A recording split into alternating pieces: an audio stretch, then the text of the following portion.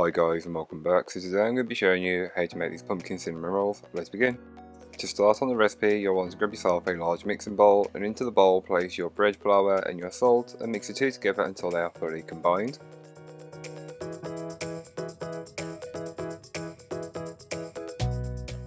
You can then go ahead and add in the remaining ingredients. There's no particular order that you need to add them in, just to make sure they are all in there. I always add the dry followed by the wet, but again it's completely up to you and how you want to add them in.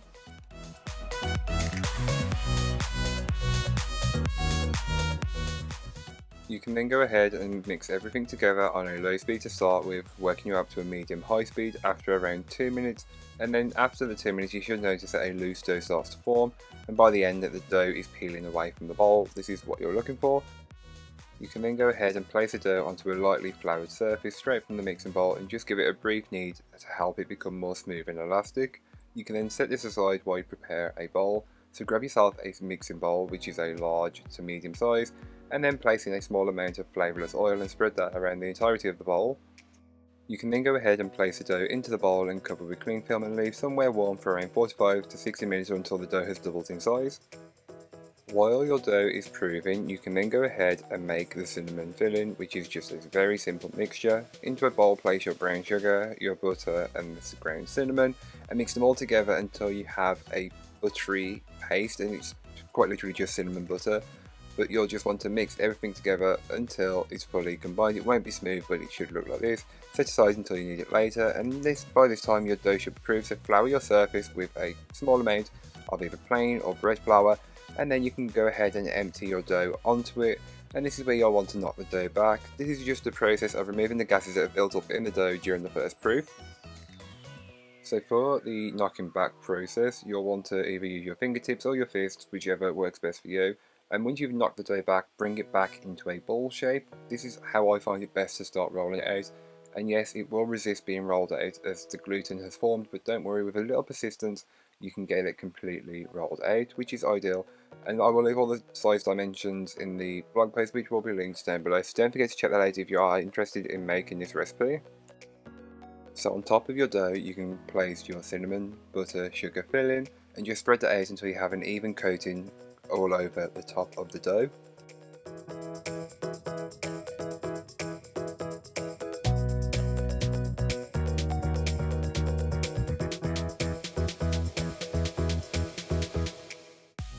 Then once you've got all of your cinnamon, butter, sugar mixture spread over, you can start to cut your strips for your cinnamon rolls. And I find roughly around an inch in thickness for each roll is the perfect amount. You can then just take it and roll it up into each individual roll. This is the way I do it now, and it's the way I prefer as you get better rolls. Grab yourself a deep-sided 9x13 inch pan which has been lined with some parchment paper, and place your rolls in there. They should be touching, and if there's a little space, don't worry, that gives them room to batch up and prove together, which is what you're looking for. So cover with cling film and leave for around another half an hour to 45 minutes, and they should be pretty well risen, almost touching the top, just about a couple of maybe a centimetre, a couple of millimetres, give or take, away from the top, like here. And as you can tell, mine aren't all perfectly sized, but hey, they will all taste the same once they're baked. You can then go ahead and bake these off. I will leave all of that information in the blog post, which will be linked down below, and here are what they look like once they're baked. Once they're baked, you can start to make the icing which goes on top, as you'll want to apply this while it's still warm. So into a mixing bowl, place your cream cheese, icing sugar and butter, and just mix everything together until it's fully combined. It won't be a very thick kind of buttercream, it's more of an icing, as it's just, it's very loose, but that's perfect for these as it does set. And once you put it on slightly warm, it melts into the rolls a little bit and makes them taste so much better. Trust me on this one, it just works. You can now go ahead and add a good dollop of the cream cheese icing on top of each cinnamon roll. It doesn't need to be exact or perfect, as we'll be spreading it around anyway, and you can always move some from one area to another. And again, you don't need a lot of this, as the sweetness and the tanginess from the icing works really well with the roll. Trust me, it all works in the end. As an optional finish, you can go ahead and just sprinkle over lightly a dusting of ground cinnamon, I went a little heavy handed on the one part, but hey, it's just ground cinnamon, it's always going to be good. Then you can remove them from the tin or tray you are using and cut yourself a portion. Trust me, these are best enjoyed warm, but can also be enjoyed while cold.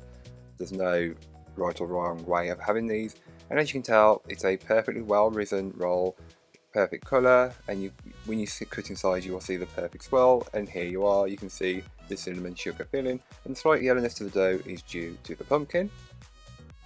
So thank you so much for watching, I hope you enjoyed. If you did, don't forget to like, comment and subscribe for more from me, and I'll be back again very soon with another recipe, so join me then. In the meanwhile, don't forget to check out the description, I'll be a link to this recipe, and a link to my blog, and links to all of my social media, so don't forget to go and follow me over on those. But that's all for today, I hope you enjoyed. Bye guys.